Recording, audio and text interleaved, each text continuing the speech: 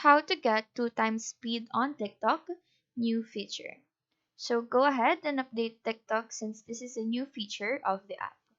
So go to the App Store, type in TikTok, and update the app. After updating, open TikTok, and before anything else, take note that this playback speed feature only works on videos with scroll bar at the bottom. So to play a video in 2 times speed or 0.5 times speed, what you need to do is find a video with scroll bar like this on the bottom part. Once you find it, tap on the share icon on the bottom right, and on the first row here below, on Breeze menu, swipe to the very left, and as you can see here, there is a playback speed icon, so click on that. An option to choose between 2 times, 1.5 times, normal, and 0.5 times speed is presented to you.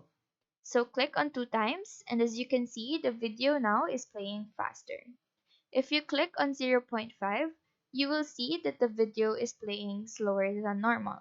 Again, this is only available to videos with scroll bar on the bottom part. So that is all for this tutorial. Do let us know if this video helped you out. And if you have any questions, feel free to drop them down below. Thank you for watching and have a nice day.